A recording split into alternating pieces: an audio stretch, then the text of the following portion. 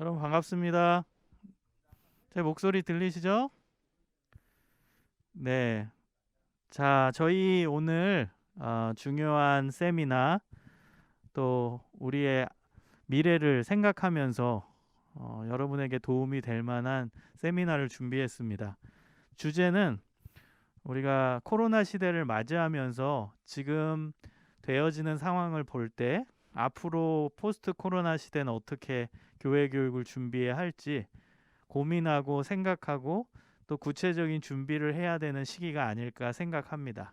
그래서 큰 타이틀로 포스트 코로나 시대와 교회 교육을 어떻게 준비할 것인가 라는 타이틀을 가지고 세미나를 기획했습니다.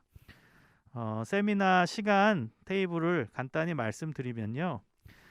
저는 이제 오프닝 강의를 할 것입니다. 이번에 세미나를 좀 다각도로 우리가 살펴보기 위해서 전도사님 대표, 그리고 교육 디렉터 대표, 담임 목사님 대표, 신학교 교수 대표, 그리고 선교단체 대표, 이렇게 이제 각 영역에서 대표되는 이제 분들 한 분 한 분 모셔고 그분들의 이야기를 좀 들으면서 앞으로 우리가 어떻게 교회 교육을 준비해야 되는지를 살펴보려고 했습니다. 그래서 저는 신학교 교수 입장에서 저는 다시 한번 소개를 드리면 장로회 신학대학교 교수로 있고요.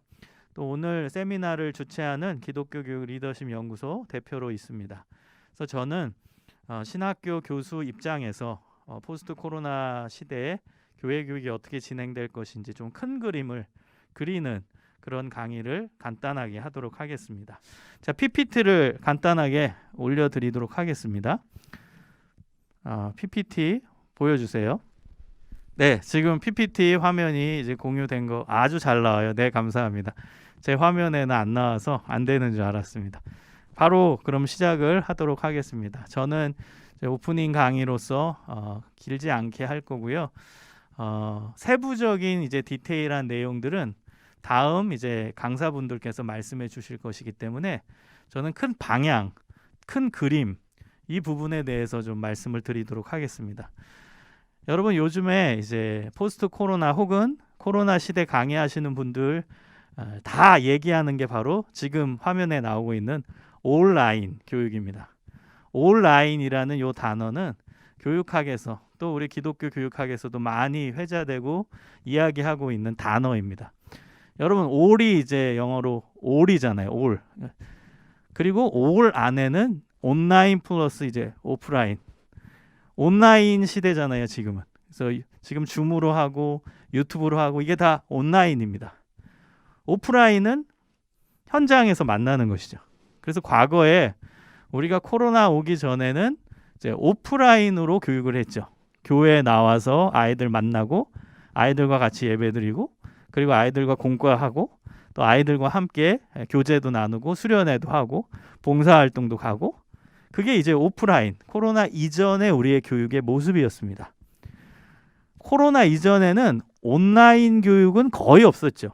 뭐 고작 굳이 한다고 치면 SNS 사용하고 활용하는 정도?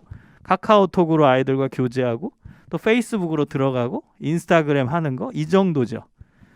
그런데 이제 코로나 시대를 경험하면서 아예 교육을 전달하는 툴이 온라인이 되었죠. 줌을 통해서 유튜브를 통해서 다양한 이제 온라인 플랫폼을 사용하면서 지금 교육이 진행되고 있습니다. 저는 줌으로 모든 걸 지금 하고 있어요. 줌으로 강의도 하고 줌으로 상담도 하고 줌으로 그룹 상담도 하고 줌으로 심지어 부흥회도 지금 몇 군데 하고 있고 내일도 지금 줌으로 부흥회가 기획돼 있어요. 줌으로 기도회도 뜨겁게 하고요. 줌으로 부흥회도 하고요. 더 놀라운 것은 한국뿐만 아니라 이제는 해외에서도 해외 교회들 직접 안 가도 온라인으로 부흥회를 진행하고 있어요. 그런 시대가 됐다는 것입니다. 여러분 포스트 코로나 어떻게 진행될 것 같습니까?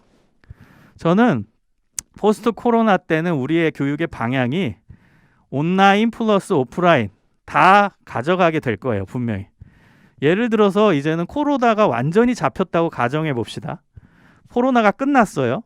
이제 백신도 효용성이 있고 많은 국민들이 백신을 맞아서 이제는 코로나에 대한 위험이 이제 없어졌다고 가정해 봅시다.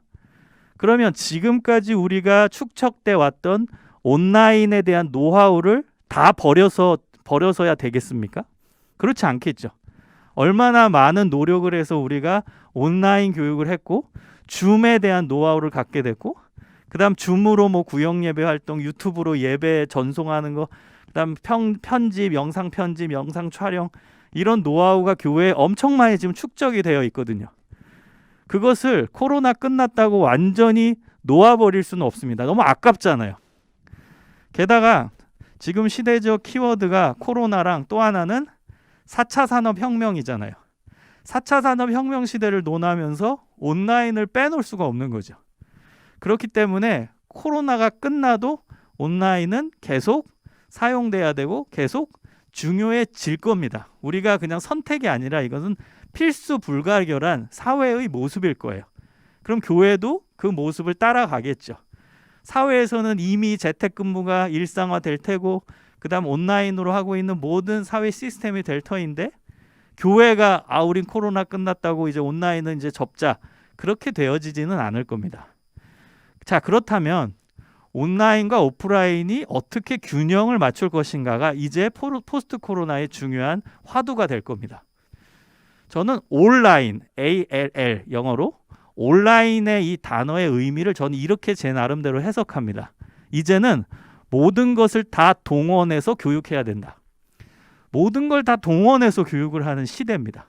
온라인이건 오프라인이건 아이들에게 필요한 또 성인들에게 필요한 모든 교육을 해야 하는 어떠한 것을 가지고서라도 좋은 도구들을 가지고선 우리는 교육을 해야 된다라는 의미로 받아들입니다.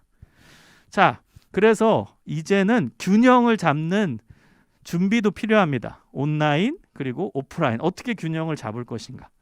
예를 들어 볼게요. 지금 목사님들이 제일 고민하는 게 코로나가 끝나고 나서 예배를 어떻게 드려야 될까 고민 많으실 거예요. 코로나 끝나면 바로 옛날처럼 그냥 오프라인 예배만 하자 이런 부류가 있을 테고 아니다. 온라인이 중요하니까 이제 온라인 교회를 해야 된다. 제가 아는 교회도 지금 온라인 교회로 전환하고 있어요. 코로나 끝나도 온라인 교회로 가겠다는 거예요. 지금 많은 미국 교회들도 온라인 교회로 전환하는 교회들이 굉장히 많아요. 유명한 교회들. 뭐 라이프 닷 철치라는 교회도 있고요. 뭐 엘리베이션 철치도 있고요. 뭐 새들백 교회도 그렇고요. 많은 교회들이 미국 교회들도 지금 온라인의 비중을 더 많이 두고 있습니다. 자, 여러분 지금 목사님들 이 채널 또 지금 줌으로 시청하고 계시는 분들이 고민 많으실 거예요. 예배 어떻게 해야 되나? 특히 다음 세대 어떻게 해야 되나? 그래서 제가 예를 들어 본 겁니다. 주일은 오프라인 예배로 가자. 왜냐하면 오프라인 예배는 우리의 전통적인 예배지만 공동체성을 함양할 수 있는 당연히 예배 중에 예배고 우리가 뭐 신학적으로나 성경적으로도 아주 자연스럽게 해석이 되고 받아들여질 수 있는 예배가 우리 현장 예배죠. 그래서 주일은 현장 예배로 가자 이겁니다. 만약에 주일을 현장과 온라인을 분리해버리면 교인이 분리되겠죠. 현장에 나오는 교인이 있을 테고 온라인에만 참여하는 교인이 있을 테고 아이들은 오프라인으로 해야 교육적인 부분에서 더 채워질 수 있는 영역과 오프라인으로만 해야만 채워질 수 있는 교육 커리큘럼이 있는 것입니다. 그래서 100% 온라인으로 신앙교육하기는 솔직히 이제 기독교 교육자의 입장에서는 안 돼요. 오프라인이 당연히 있어야 됩니다. 현장이. 자, 그렇다면 주일은 현장 예배를 드리는 거예요. 대신에 주중 예배를 온라인 예배를 드리는 거예요. 여러분 한국 교회가 특히 다음 세대가 잃어버린 게 주중 예배죠. 다음 세대 주중 예배 없어요. 코로나 이전에도 없었어요. 근데 성인들은 수요 예배도 있고 금요 예배도 있고 주중 예배가 많잖아요. 그런데 다음 세대는 주중 예배가 없어요. 없어요. 주중 예배 있는 교회 거의 못 봤습니다. 그렇기 때문에 이제 포스트 코로나 이후에는 그 시대 때는 우리가 주중 예배를 살리자. 특히 다음 세대 주중 예배. 그리고 주중 예배는 온라인 예배로 하자. 주일 예배는 현장 예배. 주중 예배를 온라인 예배로. 그래서 이렇게 이원화하는 하나의 예를 들 수가 있는 거죠. 온라인 교육의 예가 되는 것입니다. 예배의 경우. 그래서 여러분 이 부분을 지금 큰 그림으로 저는 첫 번째로 잡았어요. 그래서 여러분 디테일한 면들은 고민을 많이 해보시고 교회 상황에 맞게끔 이 균형 교육, 온라인과 오프라인 균형을 어떻게 맞출 것인가, 이 부분에 대한 준비들이 있어야 될 거라고 생각합니다. 자, 그 다음 두 번째입니다. 자, 넘겨주세요. 네, 안 넘어가서요. 자, 두 번째는 교회 교육의 5가지 영역을 어떻게 균형 맞출 것인가. 교회 교육의 두 번째입니다. 교회 교육에 이제 5가지 이제 영역이 있는데 이 영역을 어떻게 균형을 맞출 것인가가 우리가 고민해야 되는 부분입니다. 네, 교회 교육의 5가지 영역은 우리 목회자들은 다 알고 있는 단어일 거예요. 뭐 캐리그마, 레이투르기아, 디다케, 코이노니아, 디아코니아. 캐리그마는 말씀 선포와 전도, 레이투르기아는 예배와 예전, 디다케는 가르침과 훈련, 코이노니아는 친교와 교제, 디아코니아는 봉사와 섬김. 이 5가지를 어떻게 균형 잡을 것인가가 굉장히 중요합니다. 한쪽으로 치우치면 안 돼요. 보통은 캐리그마나 레이투르기아의 일부만 해당될 거예요. 예배는 캐리그마도 해당되고 말씀 선포가 이루어지니까, 레이투르기아 예배니까 예배는 캐리그마와 레이투르기아가 해당될 거예요. 그러나 코로나 기간에는 이제 디다케가 약화됐죠. 뭐 공과 같은 우리 아이들로 예를 들면, 그리고 뭐 코이노니아는 뭐 거의 안 되고 있고, 디아코니아 봉사 섬김은 더더욱 안 되고 있고. 그래서 여러분이 포스트 코로나를 생각할 때는 요 5가지의 교육 목회의 중요한 영역을 어떻게 균형 잡게 교육 커리큘럼으로 만들어서 진행할 것인가를 끊임없이 고민해 보셔야 된다고 생각합니다. 그래서 균형 교육이 제일 좋은 교육입니다. 한쪽으로 치우치지 않고 골고루 균형 잡게 교육이 이루어질 수 있도록 여러분이 기획하고 준비할 수 있었으면 좋겠습니다. 자, 넘겨주세요. 자, 그 다음 우리가 또 관심 가져야 되는 것은 교회 교육과 가정 교육의 긴밀한 연결입니다. 넘겨주세요. 교회 교육과 가정 교육의 긴밀한 연계가 굉장히 많이 필요하죠. 코로나 시대를 이제 경험하면서 부모님의 역할이 굉장히 중요해졌잖아요. 아이들이 교회에 가지 않고 집에서 신앙교육을 받다 보니까 부모의 역할은 너무너무 중요하죠. 지금 뭐 기독교 교육 학자 또 이제 교회 교육의 전문가들은 다 가정교육의 시대라고 얘기합니다. 그만큼 가정에서 부모가 신앙의 교사 역할을 하는 것이 너무나도 중요해진 시대가 되었다는 것이죠. 이것은 굉장히 좋은 방향이죠. 코로나가 우리에게 가져다 줬지만, 수동적으로 가져온 면이 있지만, 이제는 능동적으로 우리가 실제 부모를 가정의 신앙교사로 세우고 그들과 같이 협업하면서 신앙교육, 교회 교육을 감당해야만 한다라는 것입니다. 그래서 저는 교육자와 교회학교 교사, 부모 네트워크가 형성이 돼야 된다고 생각합니다. 교육자, 교회학교 교사, 부모 네트워크. 뭐 온라인을 네트워크를 통해서 시작이 되고, 그다음 정기적인 모임을 통해서 계속적으로 연합이 되어야만 하는 것이죠. 그리고 이제 어머니 기도회 같은 예. 그래서 어머니들이 이제 신앙교육의 가장 중요한 역할을 감당하는 분들이기 때문에 이제 온라인을 통한 이제 어머니 기도회를 뭐 한 달에 한 번이든 뭐 3주에 한 번이든 모여가지고 이제 기도회를 자녀들을 위해 할 수 있으면 너무나도 아름다운 모습이 아닐까 생각합니다. 그 다음에 이제는 교회에서 교사대학, 교사 헌신 예배만 하지 말고 부모대학, 부모 헌신 예배를 해야 된다는 거죠. 부모대학이 필요합니다. 그래서 부모대학 커리큘럼은 제가 여기 잠깐 기록을 해놨는데요. 신앙교육 내용에 대한 커리큘럼이 있어야 되고, 자녀들을 가르침에 있어서 실제적인 도움이 될 수 있는 내용에 대한 커리큘럼이 들어가야 한다라고 생각을 합니다. 그리고 나서 수료식도 갖고 교회에서 부모 헌신 예배도 할 수 있어야 된다는 것이죠. 이제는 교사 헌신 예배만 하지 말자. 부모 헌신 예배도 있어야 된다. 교사 대학만 하지 말자. 부모 대학도 있어야 된다. 이런 부모님들도 배워야 할 수 있습니다. 이 부분을 포스트 코로나 시대의 중요한 방향으로 언급하고 싶습니다. 그리고 또 하나 얘는 뭐 가정 예배 학교죠. 가정 예배가 살아야 이제 우리 아이들의 신앙이 살 수 있기 때문에 가정 예배를 어떻게 아이들의 눈높이에 맞춰서 할 수 있을까가 우리의 고민이어야 됩니다. 가정 예배에 대한 커리큘럼과 교재는 시중에 많이 나와 있어요. 문제는 뭐예요? 안 한다는 거죠.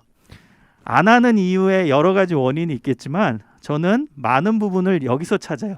아이들의 눈높이에 맞추지 못했기 때문에. 엄마 아빠의 입장에서 혹은 교육자의 입장에서 교재를 만들었기 때문이라고 생각합니다. 이제는 아이들의 눈높이에 맞춘 맞춤식 가정예배가 있어야 돼요. 참고로 애들은 내용보다 더 중요한 건 형식입니다. 어떤 형식으로 가정예배를 드릴까가 더 중요합니다. 그런데 어른들은 내용만 고민하거든요. 가정예배 순서 뭐 들어가야 되고 말씀은 뭐 들어가야 되고 내용만 고민하거든요. 그건 어른의 시각이에요. 애들은 내용보다 더 중요한 건 어떻게 전달할 것이냐, 어떤 방법을 쓸 거냐, 그 형식이 더 중요합니다. 그래서 이제는 가정예배도 아이들의 눈높이에 맞출 수 있는 실제 가정에서 할 수 있는 교육이 이루어져야 한다는 것입니다. 자, 마지막입니다. 넘겨주세요. 마지막 이제 교회 교육의 방향으로 제가 제시하고 싶은 것은 뭐냐면요. 연령대별 맞춤식 기독교 온라인 컨텐츠가 필요하다. 연령에 따른 기독교 온라인 컨텐츠가 분명히 필요합니다. 지금은요. 유튜브에 들어가면 기독교 컨텐츠가 있는데 연령 불문하고 뭉뚱그려서 나오죠. 뭐 어른이 보는 영상 애들도 보고 청소년도 보고 아이들도 보고 만화만 애들에게 타겟팅 되어 있지 그 외에는 연령대별 온라인 컨텐츠가 대대로 마련되어 있지 않아요. 그래서 이제는 연령대별 맞춤식 기독교 온라인 컨텐츠들이 많이 나와야 됩니다. 이제는 뭉뚱그려서 그냥 기독교 컨텐츠다가 아니에요. 연령대별로 전문화되고 세분화된 컨텐츠들이 필요합니다. 유치원생, 초등학생, 중학생, 고등학생, 청년, 30, 40대, 50, 60대, 70대 이상 연령별 필요한 신앙의 주제가 있고요. 삶의 주제들이 있습니다. 거기에 맞춤식 온라인 컨텐츠 제작이 필요합니다. 이 부분을 고민을 많이 해보셔야 되고요. 두 번째, 여러분 새로운 온라인 플랫폼 만들기가 들어가야 됩니다. 여러분 우리가 보통은 유튜브를 많이 사용하는데 특히 다음 세대 아이들 같은 경우는 유튜브가 굉장히 편리하지만 신앙교육의 방해 요소가 될 수가 있는 거예요. 예를 들어서 아이들이 유튜브로 예배를 보고 있는데 옆에 뜨는 영상을 같이 클릭해서 보는 거예요. 제가 청소년 아이들 연구해 보니까요.